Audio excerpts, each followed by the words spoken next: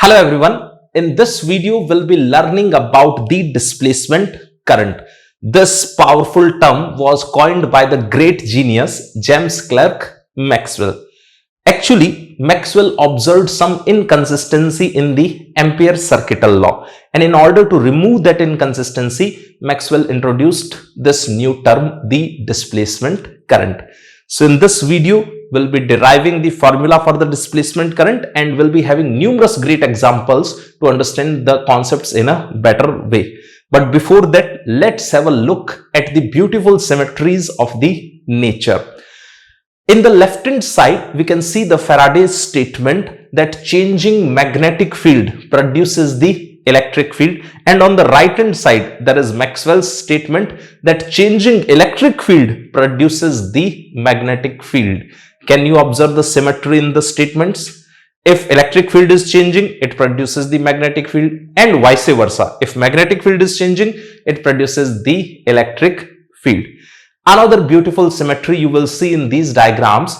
If the electric field lines are represented by the straight line, then the produced magnetic field lines are circular, and vice versa. If the magnetic field lines are the straight lines, then the produced electric field lines are the circular. Got it? Another important thing in these two diagrams, if you check carefully, that electric field and the magnetic field are perpendicular to each other. These electric and magnetic fields are coupled. It means whenever there is a changing electric field, there will be a magnetic field, and vice versa. If there is a changing magnetic field, there will be the electric field. In some question, let's say someone asks you, somewhere there is a changing electric field, should there be magnetic field or not? Then your answer should be yes, there should be magnetic field. Changing electric field cannot exist alone. Similarly, the changing magnetic field cannot exist alone. If there is changing magnetic field, damn sure there must be the electric field. These two fields are always coupled. Changing electric field will produce the magnetic field, and vice versa. Changing magnetic field will produce the electric field. Grasping all these concepts in a better manner will lead us to a great understanding of the electromagnetic waves. So on the next screen, we'll be taking up a case of a charging capacitor and we'll try to understand how Maxwell got the intuition about the displacement current. Okay. Here we have a parallel plate capacitor whose plates are circular. The distance between these two plates is D, and here is the vacuum. In this vacuum, there is no flow of charge. Okay. The capacitor is being charged, so there is the flow of charge in these conducting wires, but in this vacuum there is no flow of charge. The C is equal to epsilon naught A by D, where A is the area of these capacitor plates. You get this? Now we are going to apply the Ampere circuital law. The Ampere circuital law says that the line integral of the magnetic field strength around any closed loop is equal to mu naught times the current, and here the current I is the current which crosses any surface bounded by the closed loop. Okay, I am explaining it.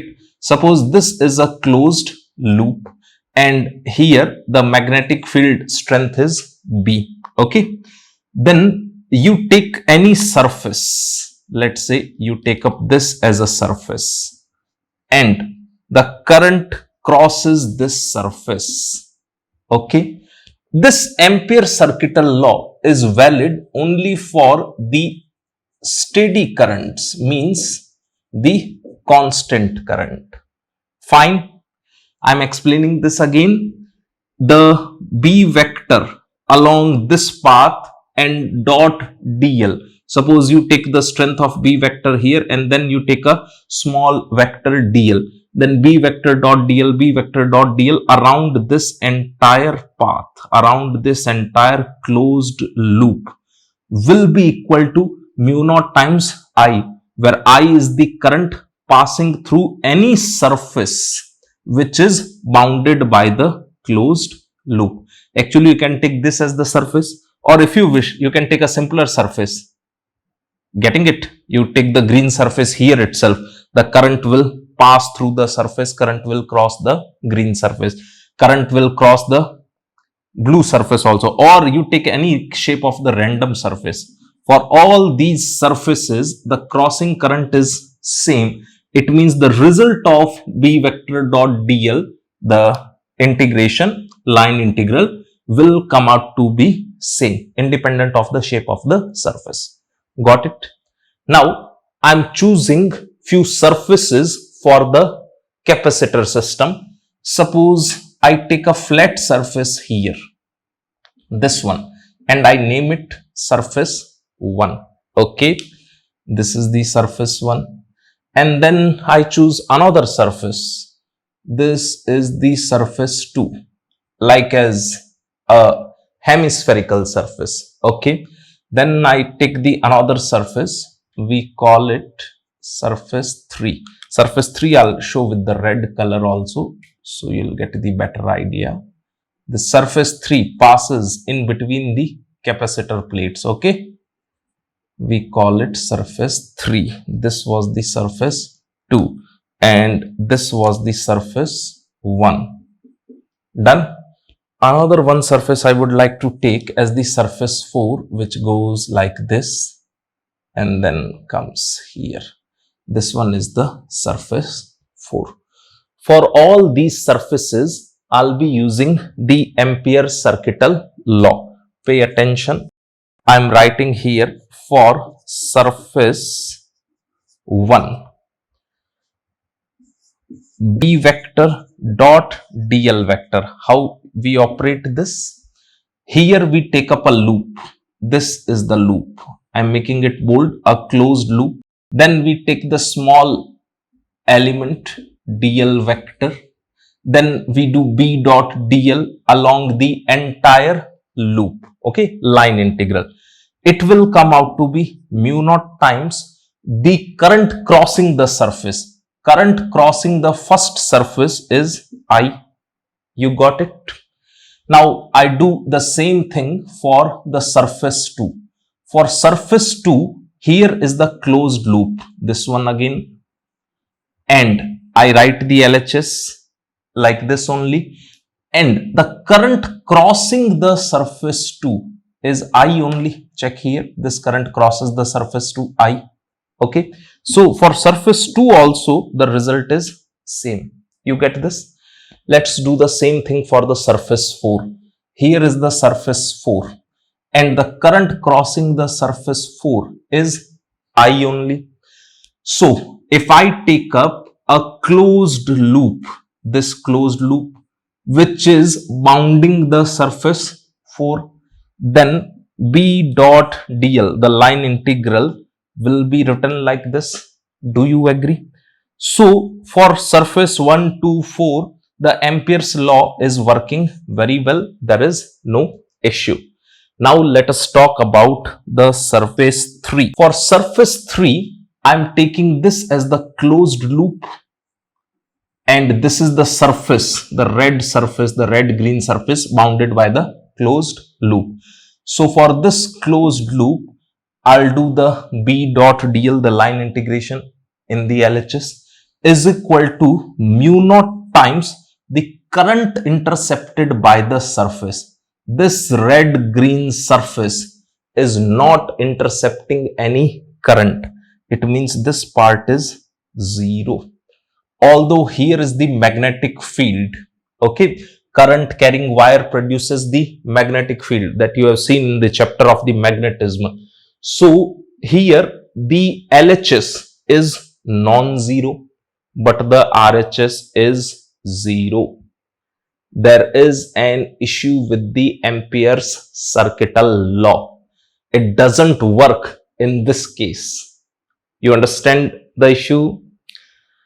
This part is non-zero because this is a current carrying wire, and around the current carrying wire there will be the magnetic field. So if you do B dot dl, the line integration for this closed loop, the LHS will be non-zero.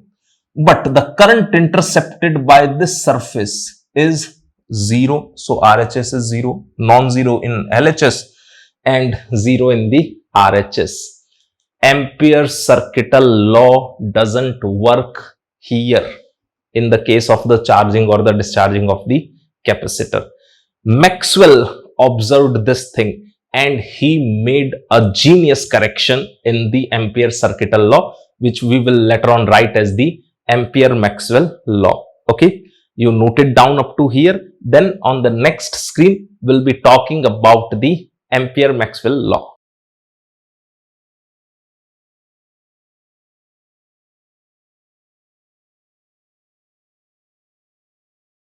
Maxwell observed that the charge on the capacitor plate is continuously increasing, and if the charge on the capacitor plate is continuously increasing, then the strength of electric field here will also increase. Do you agree? And according to the Maxwell, this time varying electric field induces the magnetic field. It's pretty important statement. Time varying electric field induces the magnetic field. So I'm writing the Ampere-Maxwell law. The B dot dl in the LHS, the line integral, will remain as it is equal to mu naught times I plus mu naught times epsilon naught d by dt of the electric flux. This is known as the Ampere-Maxwell law. Here, this blue term is known as the displacement current. Actually, this name has the historical roots.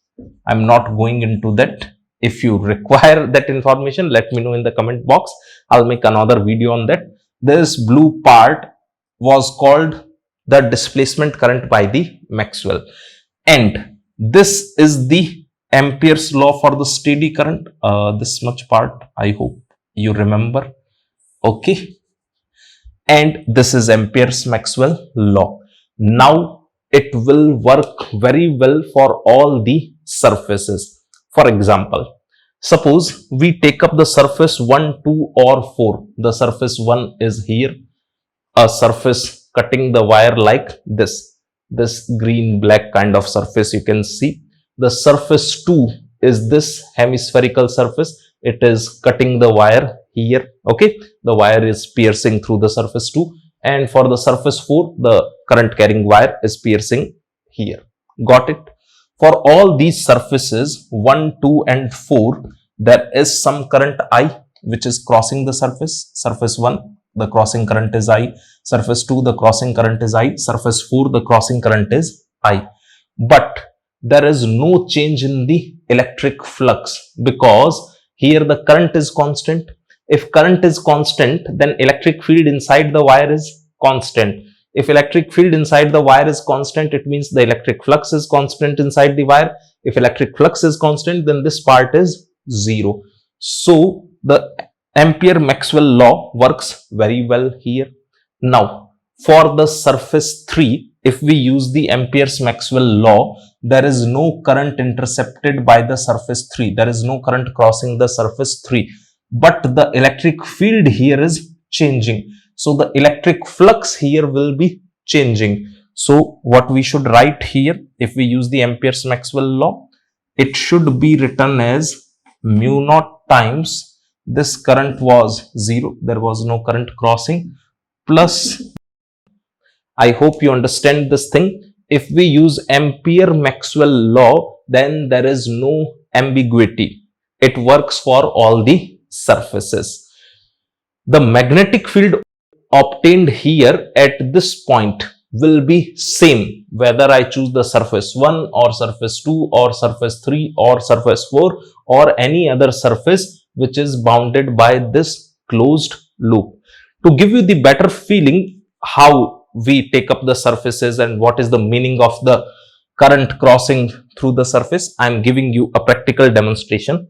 Suppose this is the capacitor plate, the circular part which you can see, and this you consider as the current carrying wire, the horizontal part. Okay, and here is the surface.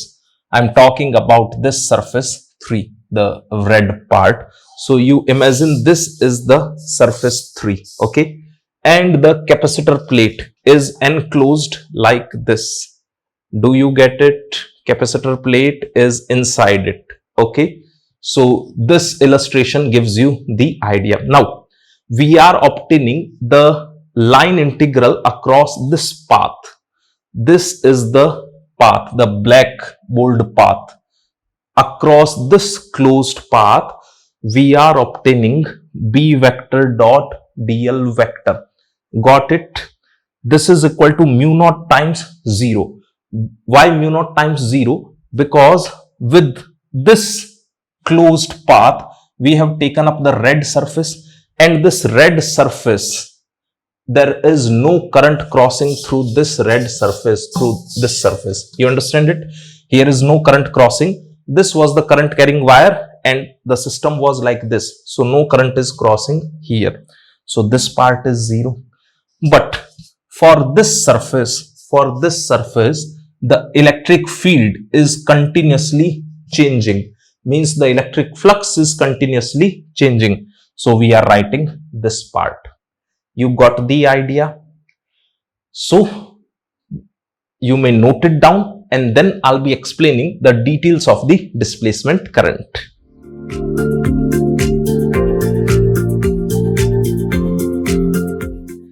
To understand the displacement current, let us start from scratch. Case 1, we consider a capacitor which is uncharged. There is no current in the connecting wires. Then there is no electric field, there is no change in the electric field, and there is no displacement current. It's a simple one. Case 2, we consider a charging capacitor. Now this time there is the current in the connecting wires and the charge on the capacitor plates is increasing. It means the electric field strength in between the capacitor plates will also increase. And according to Maxwell, the changing electric field produces the magnetic field. So here will be the magnetic field produced in between the capacitor plates, and outside the capacitor plates there are connecting wires. They are carrying the current, and current carrying wire will also be producing the magnetic field. Simple thing. Now this term displacement current is actually a fictitious current, because in between the capacitor plates there is no movement of electrons. Okay, so there is no displacement and actually there is no current. What was the meaning of the current? Usual meaning of the electric current was the flow of charge. In between the capacitor plates there is no flow of the charges. Got it? The SI unit of the displacement current is ampere, and its dimensional formula is simple: mass to power 0, length to power 0, time to power 0, and ampere to power 1. Okay, the direction of the displacement current is in the direction of the change in the electric field. Let us consider two simple cases. Suppose here is a capacitor which is getting charged. So in the wires we show the conduction current IC, and this Q is continuously increasing. If Q is increasing, the strength of electric field will also increase. Let us look at the direction of the change in the electric field. The change in the electric field is actually written as the final electric field minus the initial electric field. The final electric field will be in this direction. So I would like to show that E final like this. And the initial electric field was also in the same direction. Let's say this was the E initial. This is final electric field because the strength of electric field is increasing. So this vector has greater length. This was the initial electric field. Now if you do E final minus E initial, means from this vector, if you subtract this much vector, then the resultant will be left in this direction only. Okay, so the direction of delta E in this case will be like this, and in the direction of change in the electric field will be having the displacement current, means the displacement current in this capacitor will have the same direction as the direction of the change of the electric field. You get it? Okay. Taking up another case, the discharging capacitor. If the capacitor is getting discharged, it means the charge on the capacitor plates is decreasing.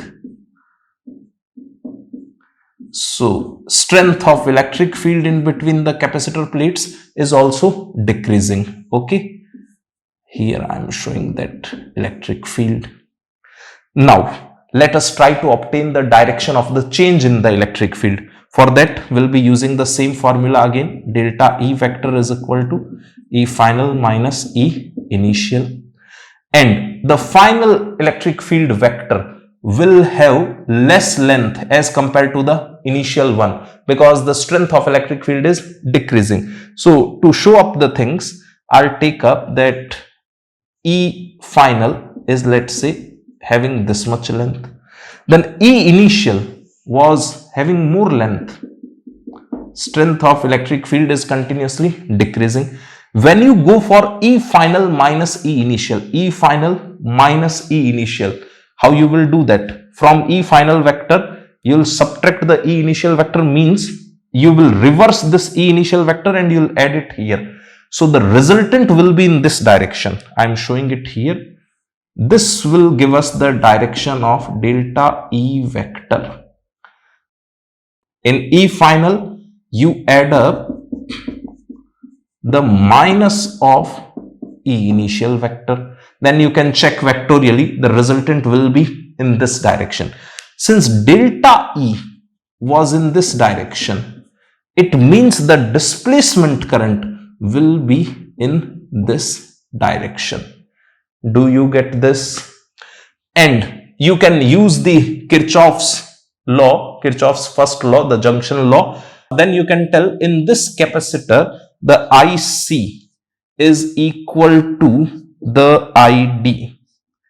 Conduction current is equal to the displacement current. Similarly, you can see the things here in this capacitor. At this junction, if you apply the Kirchhoff's junction law, the incoming current is equal to the outgoing current. Then you should be writing that ID is equal to IC, or IC is equal to ID.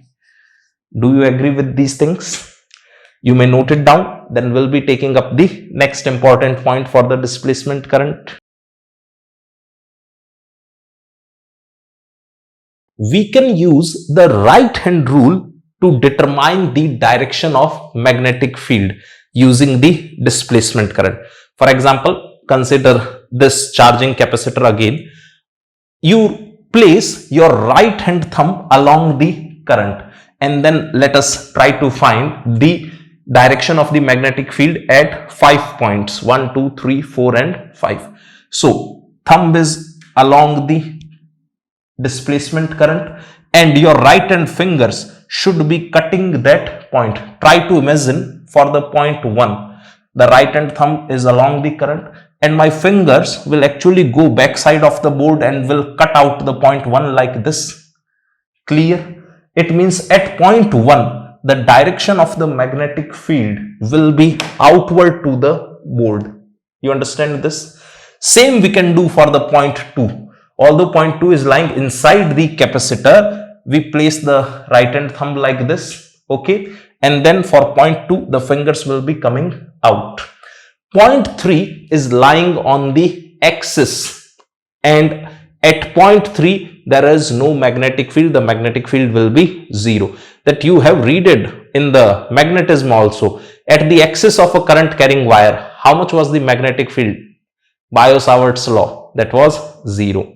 Now let us try for point 4. Putting the right hand thumb along the current, the ID, and then your fingers, you can sense point 4. The fingers will curl like this, right hand fingers, and they will be cutting inside. Or there is another way. You put your right hand thumb like this and then check how the fingers cut or cross the point 4. The fingers are going into the board. So at point 4, the direction of the magnetic field will be inwards. Same you can do for point 5, which is lying outside of the capacitor.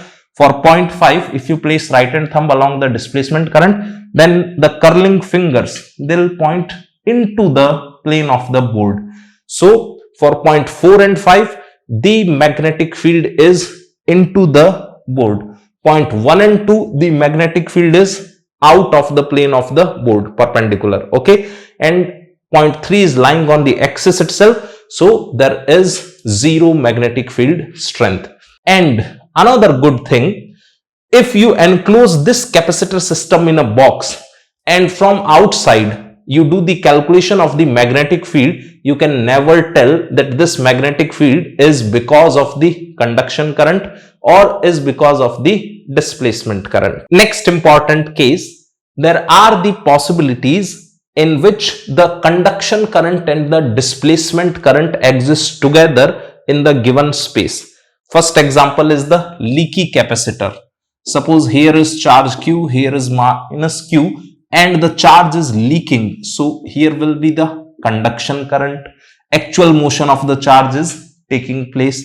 And since the electric field strength is changing, that's why here will be the displacement current also. So now in this space, the conduction current and the displacement current are existing together simultaneously. Okay.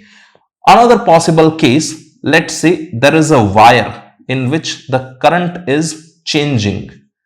This I is variable. If current through the wire is changing, it means the electric field strength inside the wire will also change. Do you agree with that? If electric field strength is changing, damn sure there should be magnetic field, means we can call it displacement current. So in this space, there will be the conduction current as well as there will be the displacement current. Got it?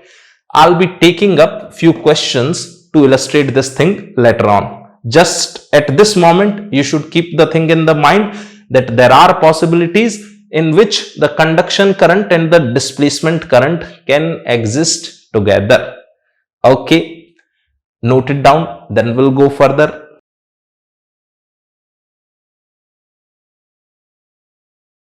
Here is the first question in which we have to obtain the expression of the displacement current, and then we need to prove that displacement current is equal to the conduction current. For derivation, I am taking up a parallel plate capacitor. The area of each plate is A and the capacitor is being charged. The current in the connecting wires is I. Charge on this plate is Q, here the charge is minus Q. Distance between the capacitor plates is taken as D, and actually D is much small as compared to the area of the plates. If D is much small as compared to the area of the plates, then the electric field in between the plates will be uniform. Okay, we can neglect the fringing effect. Now, as the capacitor is getting charged, it means the Q is increasing, as well as the strength of electric field in between the capacitor plates is also increasing, and changing electric field produces the magnetic field. Remember the Maxwell's observation. It means here will be the presence of the magnetic field. That magnetic field will be present in between the plates as well as it will tend to infinity. Okay, field will be present everywhere in the space. Now, in order to determine the displacement current, I am taking up an area here. Same area as of the capacitor plates. Area is A. And through this area, the electric field lines are crossing. Okay. Means the electric flux related with this area is changing. So concept is simple. We'll write the expression of electric flux and we'll differentiate that because the flux is changing with respect to time. So let's write it here. Formula for the electric flux, I hope you already remember, E vector dot A vector. Here we have chosen the area in such a manner that area vector and the electric field strength, they are in the same direction. So angle between them is 0 degree. Now I am submitting up the values. Electric field in between the capacitor plates can be written as Q by A epsilon naught. This area as it is, cos 0 will become 1. A is getting cancelled out. Expression for the electric flux comes out to be Q by epsilon naught. This expression can be obtained easily using the Gauss law. Okay. I am differentiating this flux as it is changing with respect to time. D by dt of the electric flux means d by dt of Q by epsilon naught. 1 by epsilon naught is a constant, so taken outside of the differentiation, we are left with d by dt of Q. If we look at this circuit, the rate of change of the charge, can it be written equal to the current in the wire? Think about it. I is equal to d by dt of Q. I am keeping the d by dt of Q in the RHS and shifting this epsilon naught here. So epsilon naught d by dt of phi E is equal to d by dt of Q, which can be written as I. Okay. This current in the wire I am calling as conduction current. Conduction current is due to the actual motion of the charge carriers. Inside the wire, the electrons are in motion. Okay.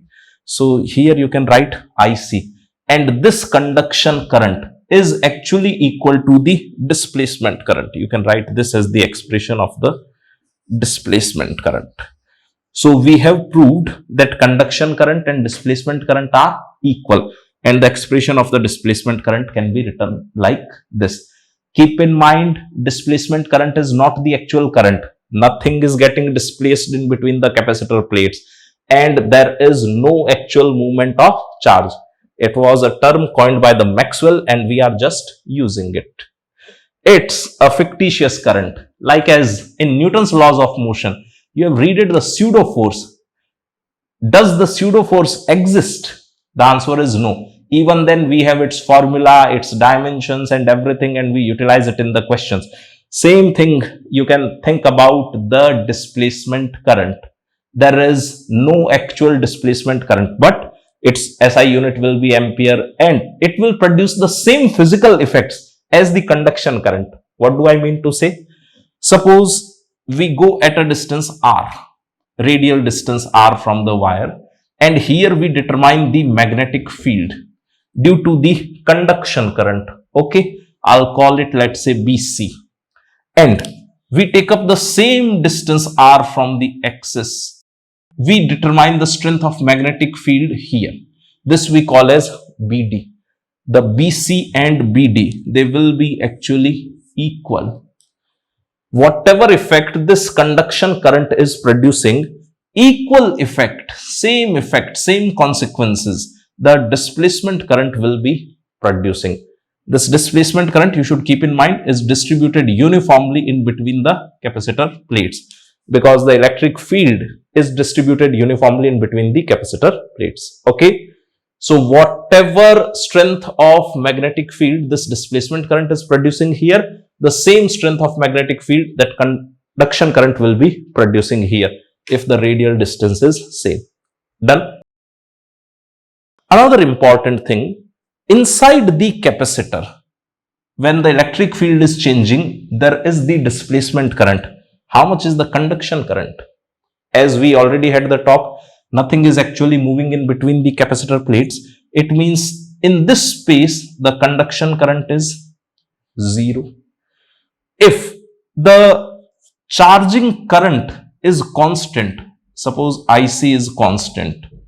If charging current is constant, then electric field inside the wires is constant. And if electric field inside the wire is constant, there is no change in the electric field. It means here the displacement current is 0. Okay.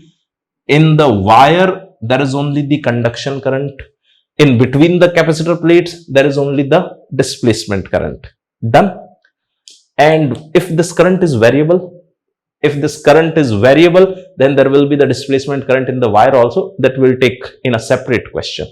We can write another expression for this displacement current. Pay attention here. We know the formula of electric field can be written as V by D. V is the potential difference in between the capacitor plates. And this electric flux I'm writing again. Electric flux is equal to E dot A and EA cos 0. Finally, we can write E will be written as V by D. A cos 0 will become 1. Getting it? Phi E. I'm putting that value of phi E here and obtaining the another expression of the displacement current. The displacement current is epsilon naught d by dt of V by D and A. Now, D is constant, area of the capacitor plates is constant. This D is constant and this area is also constant. So, I should be writing here, taking that D and A outside, epsilon naught A by D, d by dt of V is left. Do you agree? Epsilon naught A by D, I think you remember, is equal to the capacity of this capacitor. C is equal to epsilon naught A by D. It means we can do the replacement here and we have another beautiful expression for the displacement current, C dV by dt. In many questions, we'll be using this format also. I hope you understood all the things. So you may note down and then we'll go further.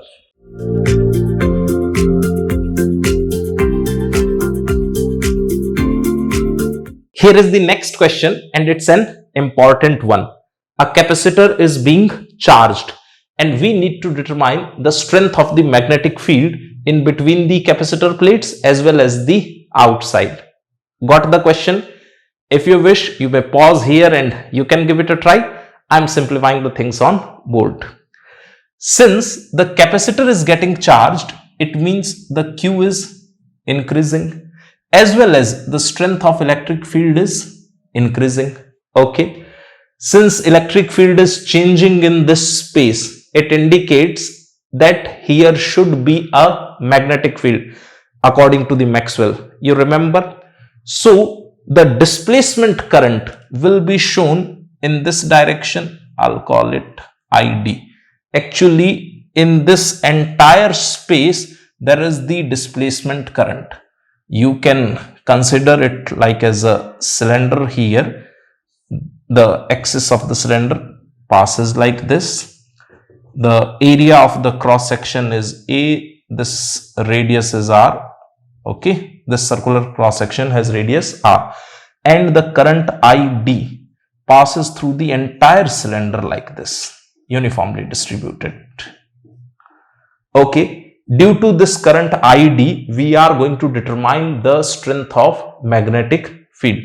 It's simple actually. First of all, we'll be showing a magnetic field line, a circular magnetic field line. For that, you put your right hand thumb along the current and then curl your fingers. Your fingers will be coming out of the board like this.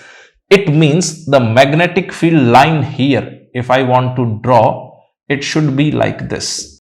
To show it, I have one tape here. You pay attention. If this is the current ID, the blue current ID going in this direction, and you want to determine the orientation of the circular magnetic field line, what you do? Along the current, you put your right hand thumb. See, the current is this. So I am putting my right hand thumb along the current like this and then curl your right hand fingers like this. When you curl your right hand fingers, you'll get the orientation of the circular magnetic field lines. For this circular magnetic field lines, this is the orientation. You got it? This part is coming out. Okay. Now, for this entire ring, the strength of magnetic field, the magnitude I am talking, is same because from the central axis, all these points are at the same distance R. You get this? Every point is at a distance R. So the strength of magnetic field here or here or here, if we talk of the magnitude, it will come out to be same. Now I am starting the calculation.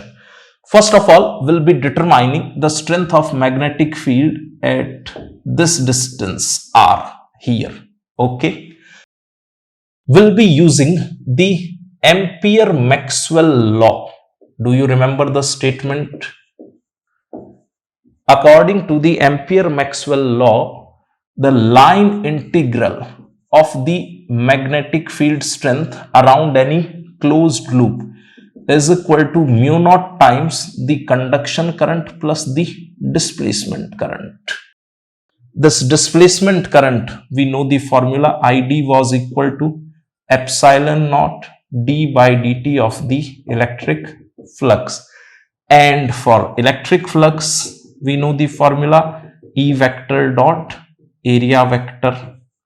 Okay. So for this path, I am doing the line integration. For this path, I am doing the line integration. Writing the things here. B dl cos 0 degree. Why? Focus here for this path. The B here will be tangentially like this, and if you consider a small dl vector, its direction will also be in the same sense. If you consider this stop point, B vector will be toward you at this point. B is coming out towards you, okay, and then dl will also be having the same sense, means B and dl, they are always parallel to each other. So I am using the angle 0 degree is equal to mu naught times, if you consider a surface here, a circular surface having the radius r, no conduction current is crossing, so this part is 0, plus the displacement current had the formula epsilon naught d by dt of the electric flux. Electric flux is E times area. Area of this circular loop is pi r square. Do you agree with this calculation? Proceeding further, B everywhere, the strength wise on this loop has the same value. So I am taking it outside of the integration. We are left with dl, and cos 0 is 1, is equal to mu naught epsilon naught pi r square is also constant, d by dt of the electric field strength. Done. Integration dl, when you sum up all dl elements, it will be equal to 2 pi r, the length equal to the periphery of this ring. So here I am writing 2 pi r, this is mu naught epsilon naught pi r square d by dt of the electric field. Okay, here pi and this r is getting cancelled out, so we get the expression of B is equal to mu naught epsilon naught by 2 r d by dt of the electric field. It's an important expression. I request you to learn it. If you wish, I can write other formats of this expression also. How? Pay attention.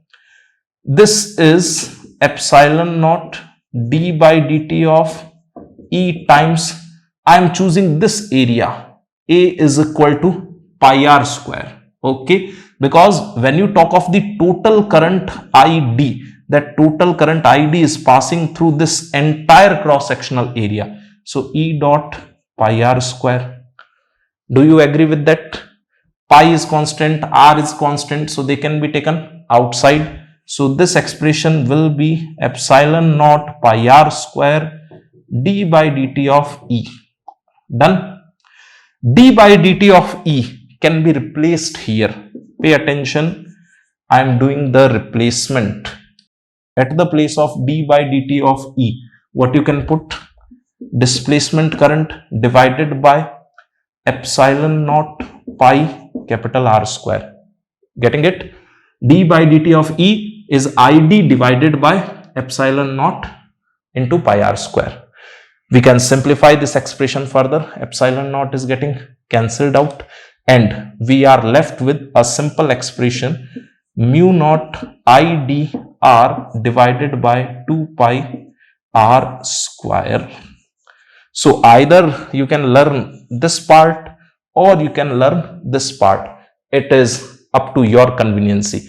And we know one more thing. For this case, the ID and IC, they will be equal. Kirchhoff's junction rule, incoming current equal to outgoing current, ID is equal to IC. So that replacement can also be done here at the place of ID. Is it okay? We got the first important result. Inside this space, the strength of the magnetic field is proportional to the R. Getting it? So as we go away from the axis, the strength of field will increase. And if someone asks you how much is the field at the axis, then what should be your answer? Field at the axis of this cylinder will be 0. You have read it that in the magnetism, Biot-Savart's law. Field at the axis of a current carrying conductor is 0. Okay. So we are done with this thing. And then I am going for the calculation for some outside point. So let's write that case 2 here. I hope it's visible to you. Case 2. When the value of R is greater than equal to capital R. We are choosing some outside point. So for some outside point, we'll draw a circle like this. You understand it? The point is somewhere here. Same thing we have to do. We have to use the Ampere's Maxwell law again. So I'm writing the data this time directly. In LHS, we know we'll be getting B dot 2 pi R. In RHS, we'll be getting mu naught times 0 plus epsilon naught d by dt of E into pi R square. This term is important here. Actually, the electric flux is changing in this much area only. Pay attention, the electric flux is changing in this much area only. So E dot A, when we are doing, will be counting the area as pi R square. I hope you understand this thing. Rest all is simple mathematics. This pi R square is constant, so it can be taken outside of the differentiation. This pi I am cancelling for the simplicity, and when you simplify, the B will come out to be mu naught epsilon naught R square divided by 2R. Do you get this? And multiplied with d by dt of electric field strength. See the important result. Here the B is inversely proportional to the distance R. I'll draw a graph, the things will become more clear. And if you want to write another format for this, that can be done. At the place of dE by dt, I am doing the replacement. So I should write this as mu naught epsilon naught R square by 2R. This dE by dt is id by epsilon naught pi R square. Epsilon naught R square is getting cancelled out. So we are left here with a simpler expression. Mu naught id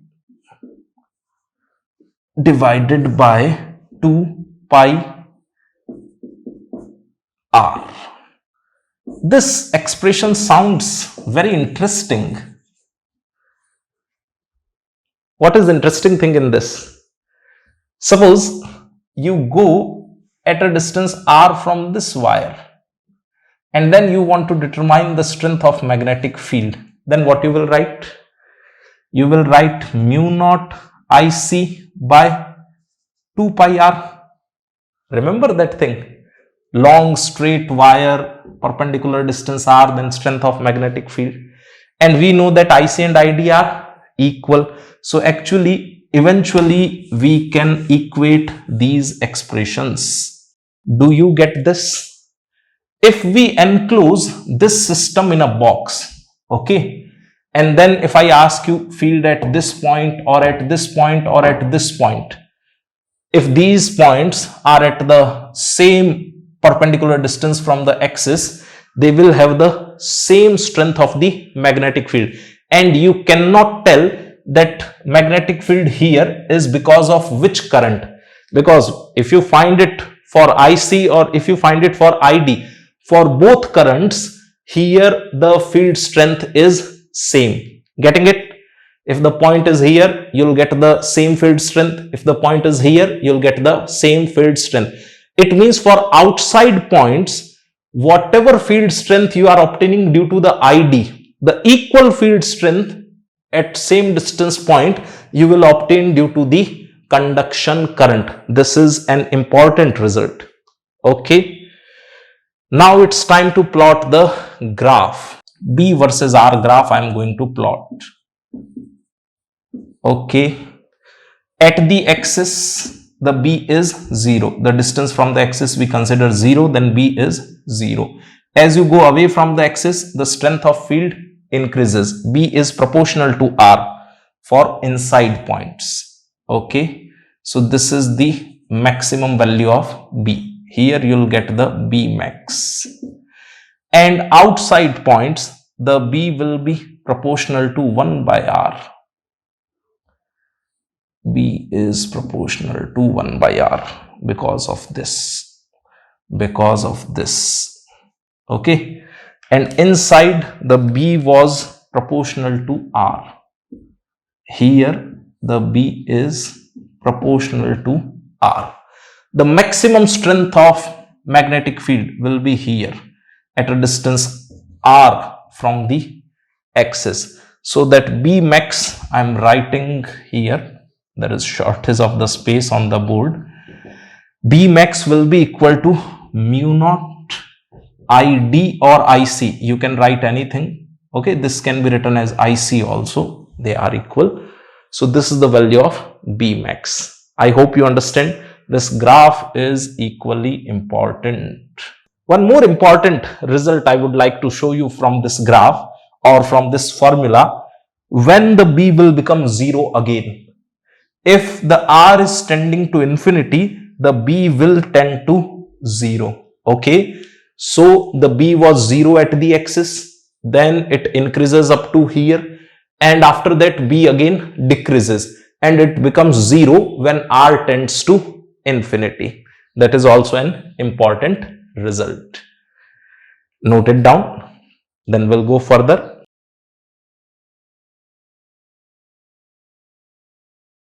Here is the next question, a brilliant one but simple. A capacitor is being charged. Here are 3 points at the same horizontal level, means same perpendicular distance from the axis of the capacitor plates. We need to fill here the blanks with the correct sign, such as equal to, less than equal to, greater than equal to, like as. Got it? So I request you to pause the video here and give it your best shot. If you understood the previous derivation very well, it's a piece of cake for you. Enjoy it.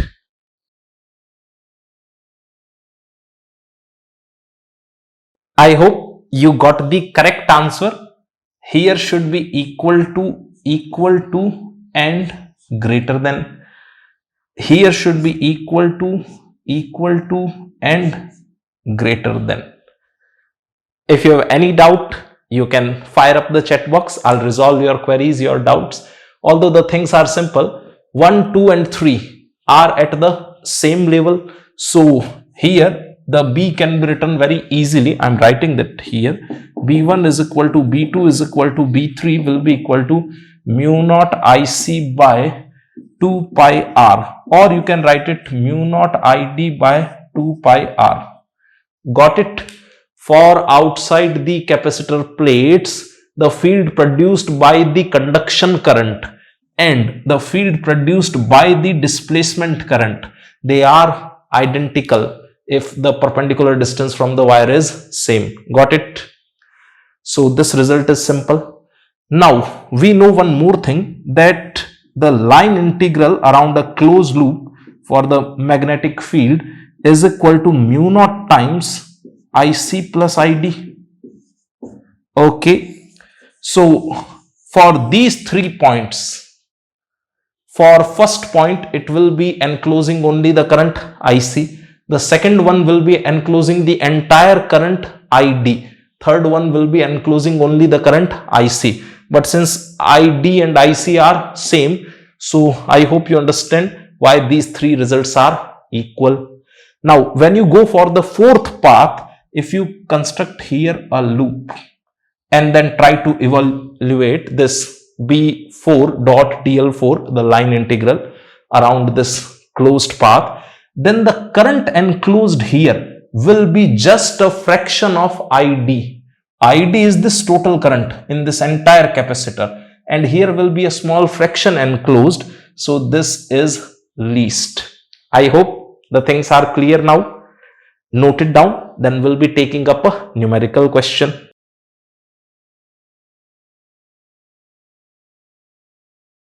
This one is a simple formula based question, so each of you can give it a try.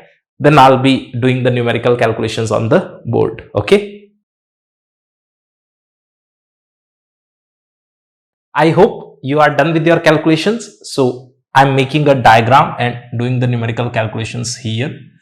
If you pay attention, then the distance between these two plates is given as 2.4 millimeter. Okay. And the radius of the plate is given as 2 centimeter. See the connection in these data. If you check carefully, the area, which is pi r square, will be actually much greater than the distance between these two plates. And what is the benefit of that? The electric field will be uniform. You can neglect the fringing effect. And if electric field is uniform, then we can easily apply the formulas. Okay. The charging current is given to us. It is 20 milliampere. So we have all the data. Let's calculate the things for the first part. So I'm writing the solution here. In first part, we require the strength of magnetic field at a distance 0.5 centimeter. If the radius here is 2 centimeter, then 0.5 centimeter will be somewhere here. Means the point is inside. So what is the formula for the B inside? I hope you remember. B inside was mu naught IdR divided by 2 pi r square. Okay. So this is equal to 4 pi into 10 to power minus 7. Here IC and ID will be equal. We have already seen that thing. So ID can be written as 20 into 10 to power minus 3. The perpendicular distance R is 0.5 centimeter. So 0.5 into 10 to power minus 2. Okay.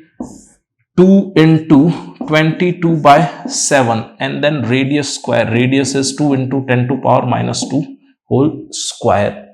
This data has been placed using the proper SI system. Got it? Do the mathematical calculation. 5 into 10 to power minus 8 Tesla. Okay. And this B is actually 1/4 of B max. How I am able to write that result? If you remember, B inside was proportional to R. Okay. So the distance here is 1/4 of the radius. Think about this. R is 1/4 of the radius. The B max will be equal to mu naught ID by 2 pi r.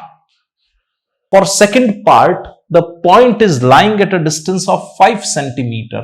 So 5 centimeter distance means it's outside of the capacitor system. Outside formula we already know. B outside is equal to mu naught ID divided by 2 pi r. Put up the proper data. 4 pi into 10 to power minus 7. ID and IC, they are equal. So 20 into 10 to power minus 3 divided by 2 into 22 by 7, and R is 5 into 10 to power minus 2. Doing this computation, B outside comes out to be 8 into 10 to power minus 8 Tesla. One thing is noticeable, these magnetic fields are very small, their magnitude is less.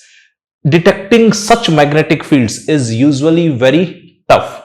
This is weaker than the magnetic field of the earth. This is also weaker than the magnetic field of the earth. Even the B max is less than the earth's magnetic field. Okay, note it down and ask if you have any doubt. It's a simple one, so I request you to give it a try, then I'll be simplifying it. I hope you have solved both the parts. The answer to the first part is 2.5 ampere and answer to the second part is 1.25 ampere. Calculation is pretty simple. Suppose we consider this kind of diagram. The total current ID will be passing through the space in between the capacitor plates that we have already seen. Okay, this area is A, this area is A is equal to pi r square. Fine. Now, for the case 1, we need the total area, current passing through this total area. And another thing you might be remembering that for a charging capacitor, IC and ID, they were equal. And how much was IC? 2.5 ampere. Is it okay? So, if we take up the complete area A, then total current ID is passing through it. So, the answer is 2.5 ampere. Simple thing. Then we go for the second part. In second part, we take the half of the area. Half of the area means, let's say, this you call as A by 2 area. From A area, if the current passing is 2.5 ampere, then from A by 2 area, how much current will be passing? Unitary method. Area becomes half. So, the current passing through this will also become half. It means 2.5 by 2 ampere, which is equal to 1.25 ampere. Straightforward question. Okay. Now, let me ask you another conceptual question. I have taken this A by 2 area here. Instead of this, what if I choose some A by 2 area here or some A by 2 area here? Will it alter your answer? No. The current ID is distributed uniformly throughout the area A. Okay. So, you take the A by 2 area here or here or here. It won't hamper your answer. Done? Note it down. Then we'll take up the next question. You can give it a try. Then I'll be simplifying it. I hope you are done with calculations. So, let us see the things here. This plate has area A, this has area A, charge here is Q, this charge is minus Q. The conduction current we indicate by IC, and in between the capacitor plates, there will be the displacement current uniformly distributed. We call it ID. Is it okay? We already know that IC is equal to ID. So, I am starting the calculation for the first part. We are given that Q is equal to Q naught sine omega t. We already know that IC and ID can be written as d by dt of Q. Is it okay? So, d by dt of Q naught sine of omega t. I hope you remember this differentiation. Q naught is a constant. It will be taken outside, and differentiation of sine of omega t will be omega cos of omega t. Is it okay? We got the current IC and ID. This is the first answer. The second part of the question is important one. What is the peak value of the current? If you look at the things, the peak value of current is equal to q naught omega, and omega can be written as 2 pi f. F is the frequency. Do you agree? Second part was asking what will happen to the peak value of current if frequency increases. You can see here, if frequency increases, the peak value of the current will also increase. Simple thing. If frequency decreases, the peak value of current will decrease. Can you explain it logically? Why does this happen? Mathematically, it's visible here. Logical explanation is also so simple. If frequency is increasing, it means the rate of change of electric field here will be more. The electric field will be changing rapidly, and we remember the expression of the displacement current. Displacement current was epsilon naught d by dt of phi e. So if electric field here is changing rapidly, so the rate of change of electric flux will be greater. Got the idea? So the id will be greater. If id is greater, it means ic is also greater. Clear? Note it down. Then we'll be taking up the next question. Another interesting question. So again, the same request, pause the video here and give it your best shot. Then I'll be doing the calculations over the board.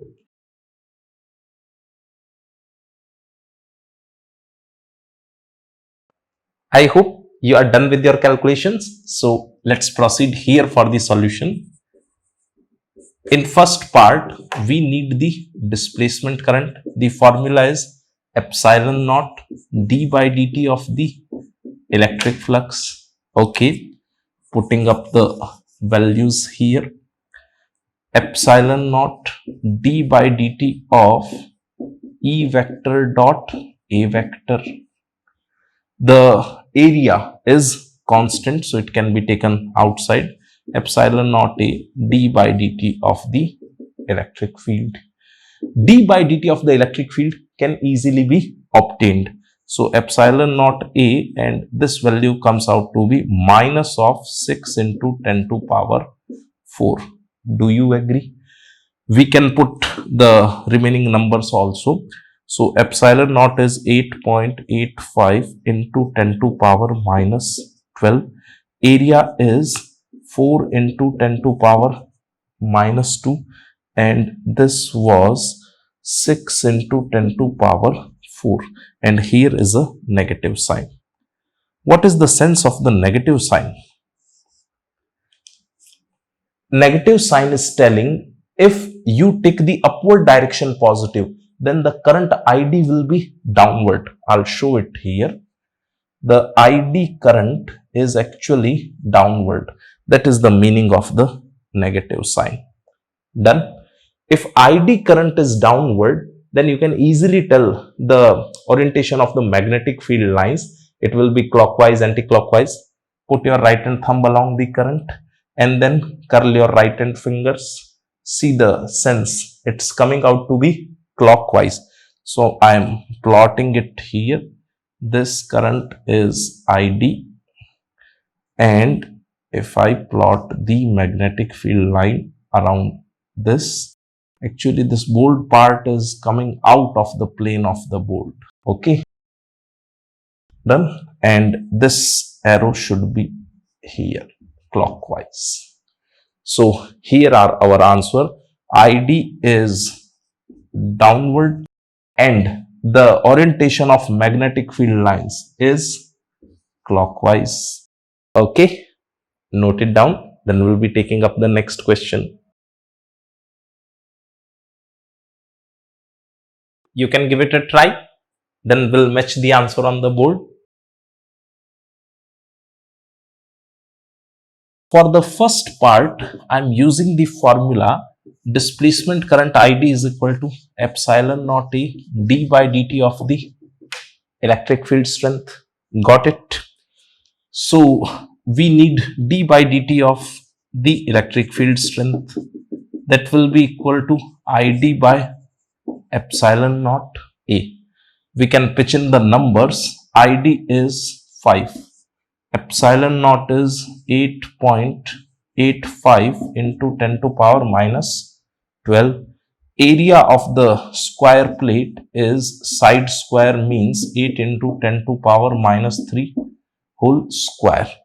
And the unit will be Newton per Coulomb into second or volt per meter into second. And here will be a negative sign. Why? Capacitor is discharging. So the strength of electric field in between the capacitor plates is decreasing. You get it? Doing the numerical calculation, we get the final answer. Going for the second part. For second part, we require d by dt of the voltage in between the capacitor plates. For that, I am utilizing one formula. We know one thing, that E is equal to V by D. Do you agree? Then V can be written as ED. D is constant, the distance between the two capacitor plates, means dV by dt can be written as D times d by dt of E. Do you agree? This d is the distance between the capacitor plates. This data is already available, so I am putting up the numbers again. D was given as 0.5 into 10 to power minus 3 and dE by dt is already available. Now doing calculation for the third part, we'll be using the Ampere-Maxwell law. The line integral of the magnetic field around a closed loop is equal to mu naught times the conduction current plus the displacement current. This time the closed loop has been chosen on the conducting plate itself, so there is no displacement current. This part is 0, there is only conduction current, and conduction current is distributed uniformly on the entire plate. We need a part of that conduction current here. Okay, I am putting up the values, you just pay attention. Mu naught is 4 pi into 10 to power minus 7. The part of the conduction current will be 5 into the area we are given 2 millimeter into 3 millimeter divided by 8 millimeter whole square.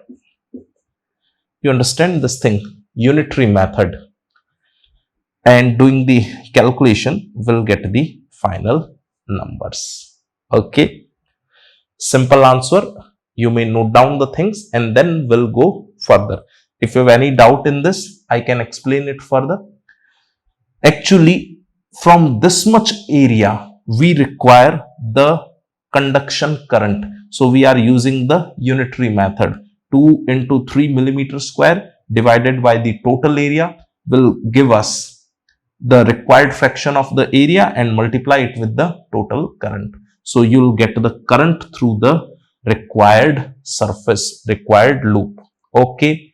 Now, if conceptually I place the loop somewhere else on this plate, what will be the change in your answer? Exactly. The answer will come out to be same. There is no change in your answer because the conduction current is uniformly distributed everywhere on the entire plate. Done? You can note down these things, then we'll go further.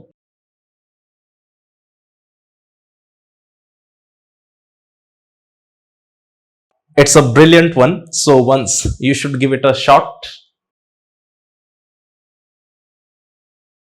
I hope you are done with your computations. Let's see the things here.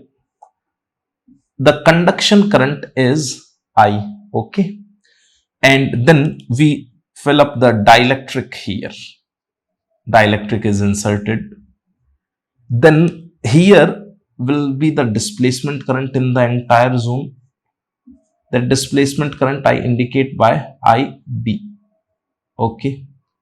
One thing we already know, that I and ID, the conduction current and the displacement current, they'll be equal only.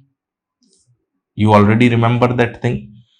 Then I'm going to write the Ampere-Maxwell law for this scenario.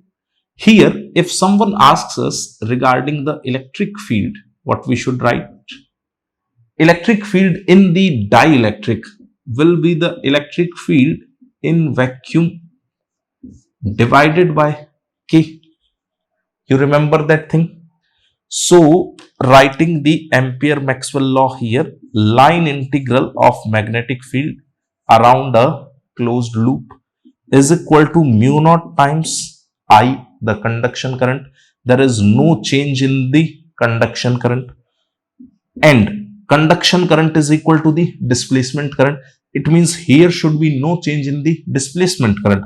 So, mu naught epsilon naught d by dt of the electric flux. Now pay attention. Electric field here is becoming 1 by k. Okay. So to keep this term same as the previous, we should multiply the k here. I am explaining the things again.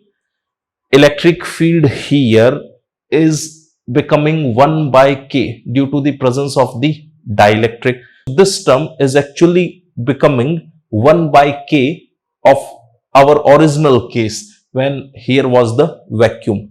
Now to match the formula, here I multiply the k, then this k and here 1 by k will get cancelled out, and formula will be actually matching with the formula when the capacitor was empty here. Getting it?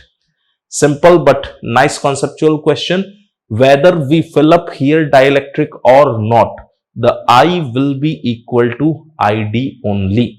Okay. Note it down, then we'll go further. Here is the next one. Give it a try, then we'll check the answers on the board. Here we are taking up the case when the space between the capacitor plates is empty. Here is vacuum. The conduction current is given as 4 ampere and the capacitor is getting charged. So electric field here will be getting changed. Okay. Here will be the current ID. We know one thing, that IC will be equal to ID. Okay. Going for the calculation of the first part of the question, which is asking us the d by dt of the electric flux. For that, we'll use the formula of the ID. ID is equal to epsilon naught d by dt of the electric flux. So technically, d by dt of the electric flux is equal to ID by epsilon naught. Done. ID is equal to 4 ampere. Epsilon naught's value you already know. Put up the value, you will get the numerical answer. Now going for the second part. Instead of the vacuum, here we fill up the dielectric, keeping the charging current constant. This current is yet 4 ampere and here is dielectric. Now we have to again find the d by dt of phi e, the same question. Can you answer it without any calculation? I am doing the calculation, just pay attention. We know that IC and ID will be equal. Here will be the displacement current through the entire space, which is filled with the dielectric now. ID is equal to IC, that is already known. Whether we keep here the dielectric or not, the ID will be equal to IC. Okay. So, calculating the d by dt of phi e, what we require? D by dt of phi e is actually ID divided by epsilon naught multiplied with k.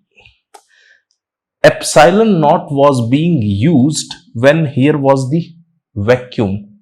You remember that thing? And when the dielectric is filled here, we will be using here epsilon naught into k. I hope you remember the electrostatics. Epsilon naught is the permittivity of the vacuum. K is the dielectric constant. So it is equal to 4 by epsilon naught k. Electric flux is getting changed the rate of change of electric flux will be 1 by k as compared to the initial one. But the displacement current will remain unchanged. In both the cases, the displacement current is 4 ampere only. Here the current is 4 ampere and here also the current is 4 ampere. Okay, it's pretty important question. If we are keeping the charging current constant, then displacement current, whether here is vacuum or here is presence of any dielectric, is coming out to be 4 ampere only, same as the charging current. The electric flux due to the presence of the dielectric will actually get reduced by this factor K. Then you may note it down, then we'll go further. It's a brilliant question, so I again request give it your best shot. Then we'll discuss the answer. I hope you are done with your calculation. Getting the answer is simple. These are the capacitor plates and at a distance r away from here, we need the strength of magnetic field. So we'll choose a surface here and the current in the wire is given as I. I'm using the Ampere-Maxwell law. B dot dl mu naught times IC plus ID. B at each point of the periphery of this red loop will be same because all these points are at the same distance from the wire. If this is the wire and we consider here a ring, wire lies at the axis of the ring, then all the points are at the same distance from the axis. Okay, so we can take the B outside and then integration dl we know will come out to be 2 pi r is equal to mu naught times IC is the current, the conduction current, okay, which is crossing the surface. Entire current I is crossing this surface. So here ID is the displacement current. Here is no displacement current. This current is constant, no change in electric field. So the displacement current is 0. The answer of B comes out to be mu naught I by 2 pi r. It's our familiar answer, nothing new. Okay. But now I am obtaining the same answer with an interesting method. Pay attention. Same capacitor system. The current in the wire is I. And now we have chosen a different surface. If we have chosen a surface like this, I am showing the surface with the red color for sake of simplicity. The surface passes like this in between the capacitor plates. Okay, use the Ampere-Maxwell law again. B dot dl is equal to mu naught times IC plus ID.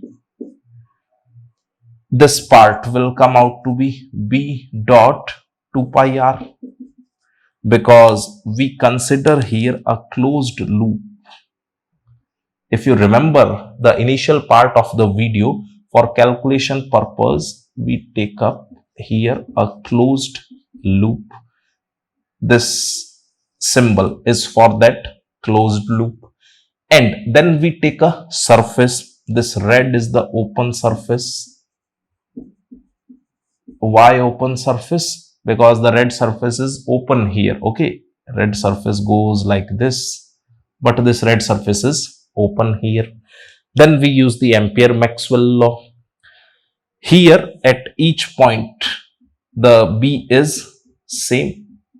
Okay, so B is constant taken outside, same analogy. Now mu naught times the current crossing the surface. If you remember in this Ampere-Maxwell law, this was the current crossing the surface. How much current is actually crossing our surface here? Think about it.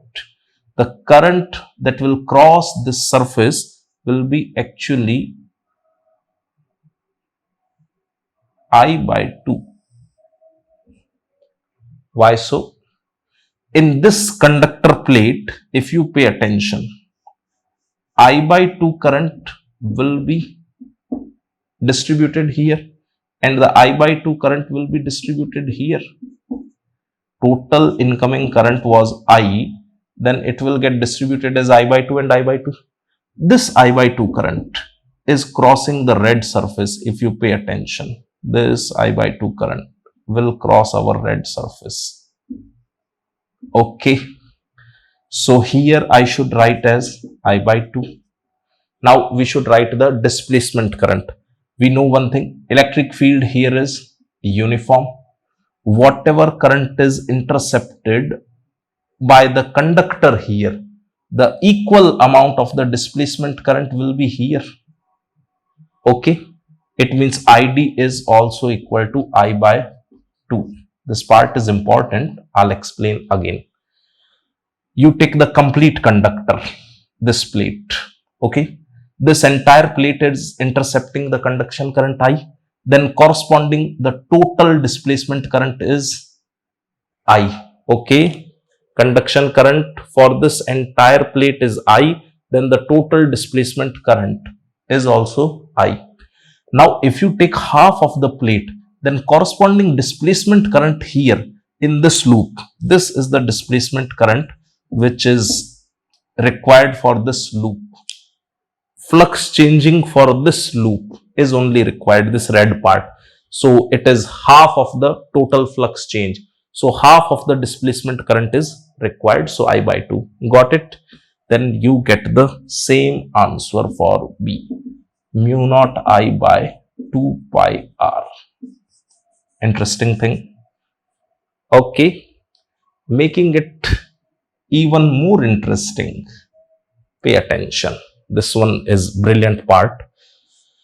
Same capacitor, same conduction current I, same loop I am taking up. The blue loop has the radius R everywhere. Okay. This loop we are talking about. This radius is R. And then we choose the surface. This time surface is a bit interesting one. The surface goes like this,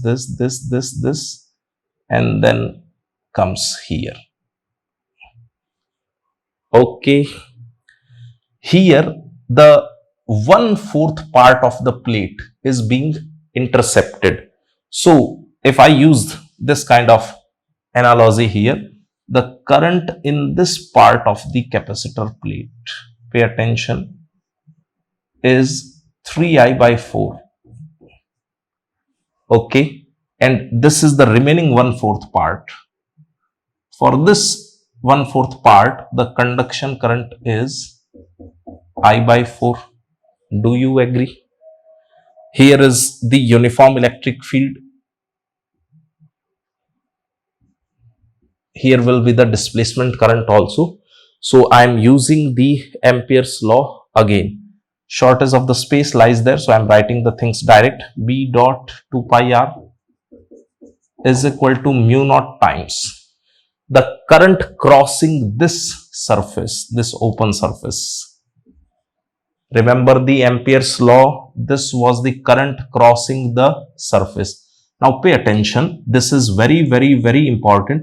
Here the entire I current is crossing the surface. Pay attention, this was the surface. And entire I current is crossing the surface.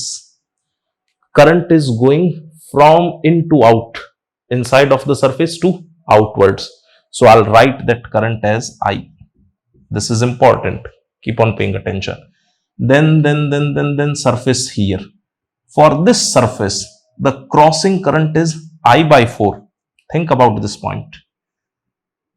I current comes here, 3I by 4 is up, and then I by 4 is in this plate, this much plate. I am making it bit thick.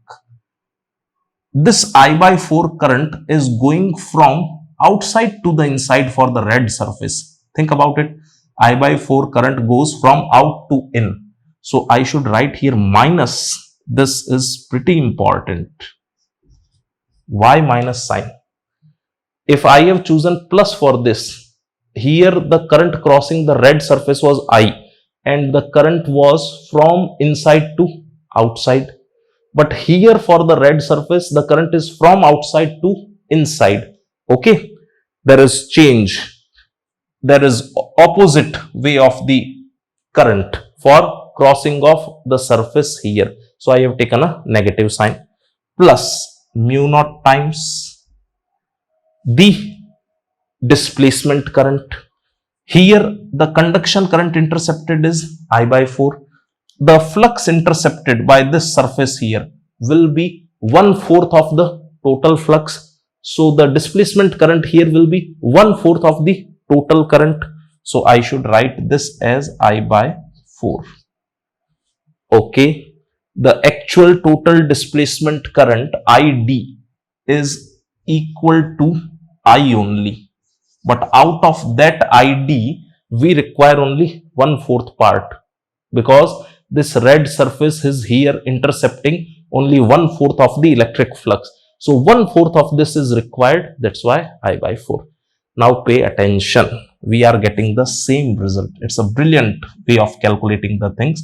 Mu naught 3 I by 4 plus mu naught I by 4, and here is B dot 2 pi R. So if we compute the B, it is mu naught I divided by 2 pi R. Okay. Actually, whatever method we use for calculating B here, answer should come out to be same. That talk we had in the initial part of the video. If I choose a surface like this, if I choose a hemispherical surface, if I choose a surface like this, if I choose a random surface, you remember, any kind of surface we choose, the answer is independent of that. B is independent of the way of the calculation. It will always come out to be same. It's a brilliant question. I request you to try it once again yourself. You'll learn a lot. Try to take numerous different kind of surfaces like this or this, and you'll enjoy it. Okay, note it down, then we'll go further. And if you have any doubt, fire up the chat box. I'll reply.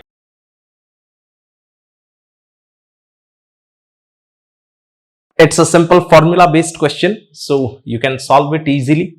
Give it a try.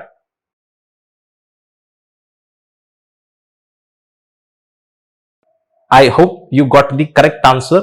If you check the answer, the magnetic field is pretty small. It's hard to detect such small magnetic fields. Let's see the solution here. The point of observation lies inside the capacitor. So we remember the direct formula from our derivation. It is mu naught IC or ID, whatever you write. Actually both are equal. R divided by 2 pi R square. This R is what? The radius of the capacitor plate. Done. Now we require the current IC. For IC, we have a formula in the chapter of capacitor. You might have seen that formula, V by R e to power minus T by R C. Here, what is the R?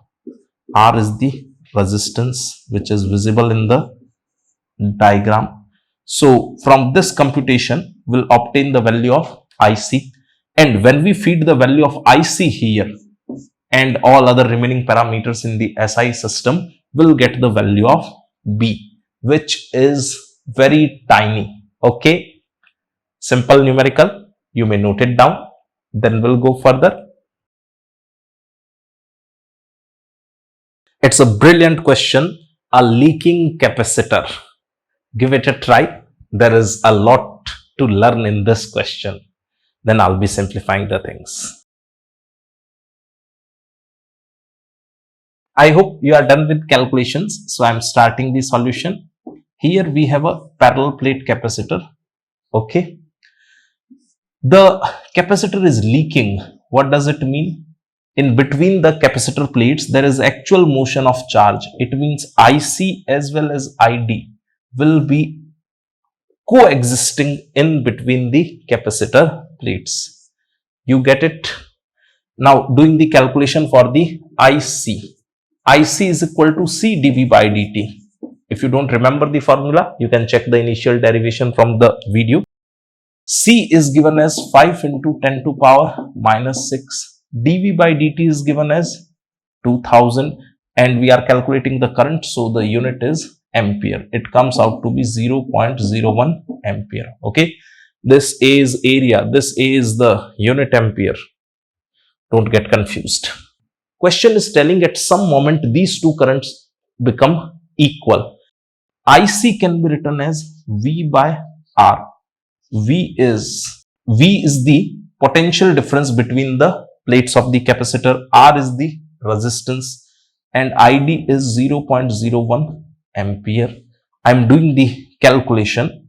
This V can be written equal to 0.01 into R.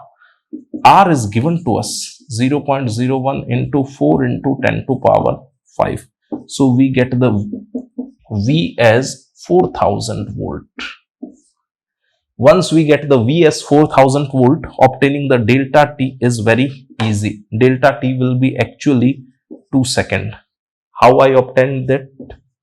4000 volt divided by 2000 volt per second. Think about it. The potential difference was changing at a rate of 2000 volt per second. So in 1 second, the potential difference will change by 2000. In next 1 second, it will again change by 2000. So in total 2 seconds, it will change by 4000. This question is a brilliant one because here IC and ID are different for some time interval. At a particular moment, they become equal. So if someone asks you, is there a possibility where IC is not equal to ID? Yes, the initial moments of this question. Is there a possibility that later on IC becomes equal to ID? Yes, at t is equal to 2 seconds. Starting at t is equal to 0 from this question. At t is equal to 2 seconds, IC will become equal to ID. Got it? Nice conceptual question. You may note it down. Then we'll take a similar question where IC and ID will coexist. Again, an important question. IC and ID will coexist in between the capacitor plates. Now this time you can read the question and you can try to prove the answer yourself. Then I'll be simplifying the things on board. I hope you are done with your calculations. So let's see the things here. Area of the capacitor plates is A, and here is the sea water. We know that sea water is a conductor. So the charges can move in between the capacitor plates. It means here IC as well as ID will be existing together. You get this? The potential difference V is known here. V is given as V naught sine omega t, or you can write it as V naught sine 2 pi ft. Omega is equal to 2 pi f. First of all, I am obtaining the peak value of the conduction current. IC naught will be equal to V naught by R. R is the resistance, effective resistance in between the capacitor plates. So R can be written as rho. If this distance is d, rho is the resistivity by area. Okay, you can think of a cylindrical resistance like this. A, D, resistivity is rho, and the current is like this. Okay, the IC, the ID. So this gives us V naught A by rho D. Keep it here. Now I obtain the displacement current. The displacement current is equal to C dV by dt. Since value of voltage is known to us, so I am utilizing this formula. C can be written as epsilon A by D, and dV by dt, you can check the differentiation here, what it will be. V naught omega cos omega t. Do you agree? ID comes out to be epsilon A by D V naught omega cos omega t, and this is actually the peak value of the displacement current ID naught. Okay, writing that ID naught here, the peak value of the displacement current, epsilon A V naught by D omega can be written as 2 pi F. According to question, we need the ratio of these two currents.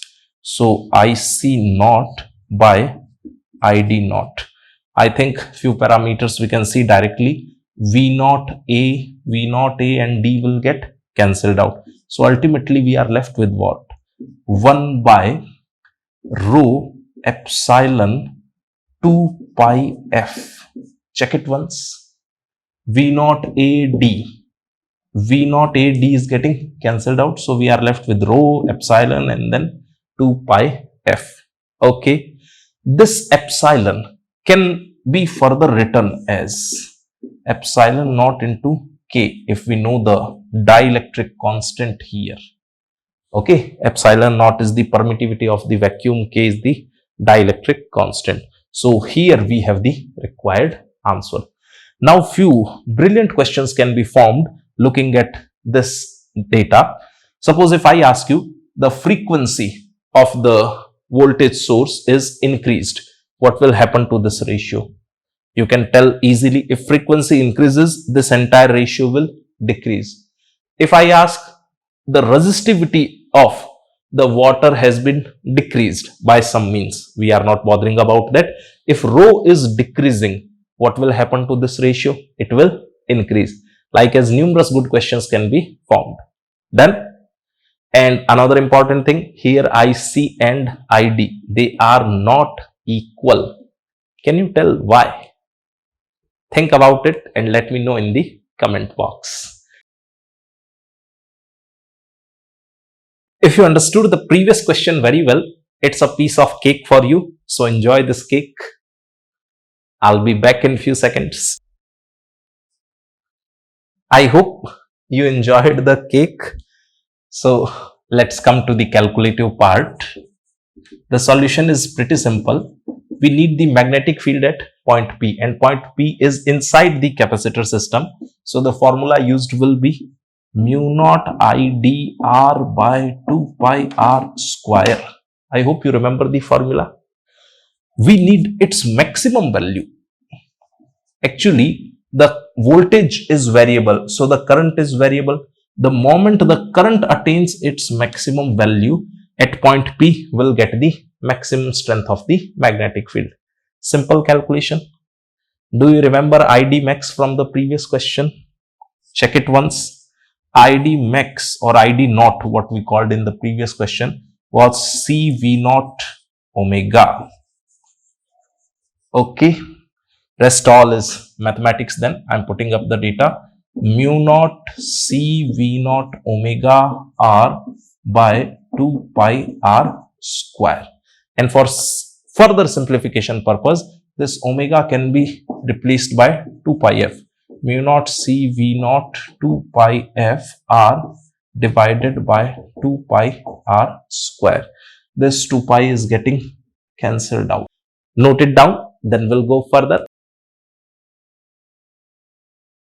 Here comes the last question of this video. So I am requesting you the last time, pause the video here and give it your best shot.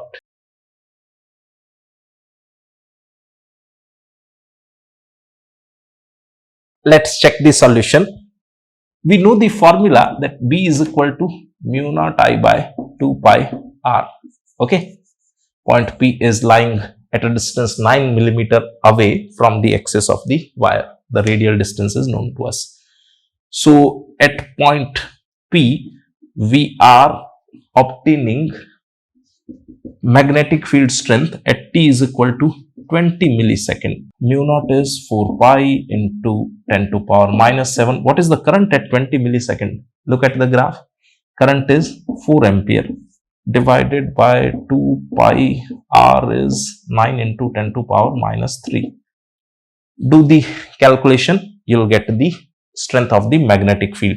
And direction you can easily obtain. If you put your right hand thumb along the current, the fingers are coming outwards from the point P, so the direction is out.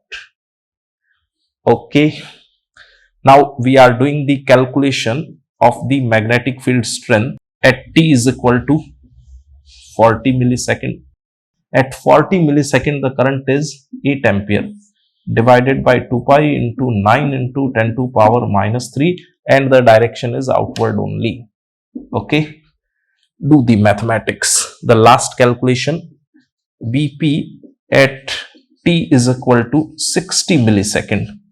At 60 millisecond, the current is 10 ampere. So 4 pi into 10 to power minus 7 into 10 divided by 2 pi into 9 into 10 to power minus 3.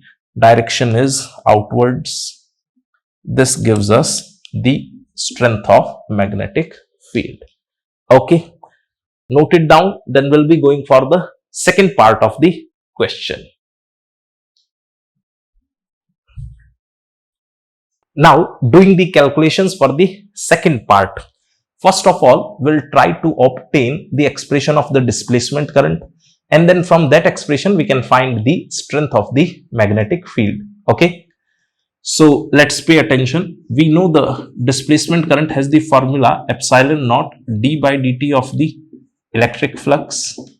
Okay, this can be rewritten as d by dt of EA cos 0. Actually, we choose such an area which is parallel to the electric field. Here is the electric field, and the area you choose is parallel to the electric field. Okay, this E can be written as V by L. V is the potential difference, L is the length of conductor, then E is equal to V by L. So I am putting up the data. A is constant, so taken outside, epsilon naught A. A was this area. Epsilon naught A d by dt of V by L. We know one thing, V can be written as I into R. Okay, R is the resistance.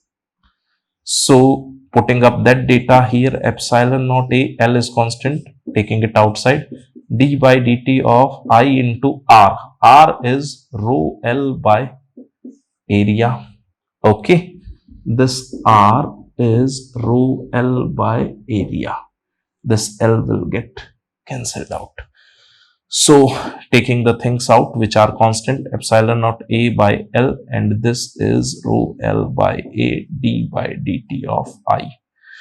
This L is getting cancelled out, A is getting cancelled out. So the final expression remaining with us is epsilon naught rho d by dt of the I. This is the displacement current. According to the question, the current in the wire is variable. It's pretty interesting thing. Current in the wire is variable means electric field inside the wire is changing, and changing electric field will cause the magnetic field. So we can write this expression of the displacement current. Once we get the expression of the displacement current, obtaining the magnetic field is very easy. V is equal to mu naught Id by 2 pi R, and Id is available. So mu naught epsilon naught rho di by dt divided by 2 pi R. Okay, now if we check the language of the question carefully, we know everything. Resistivity is given, di by dt can be observed from the graph, R is 9 millimeter, the radial distance of point P. If we put up the data of the di by dt at t is equal to 20 millisecond, at t is equal to 40 millisecond, and t is equal to 60 millisecond, we'll get these values of the magnetic field. Actually, for 10 millisecond, for 20 millisecond, for 15 millisecond, even anywhere in between 0 to 50 millisecond, if you obtain the B at point P, the answer will come out to be same, because di by dt is constant for 0 to 50 millisecond.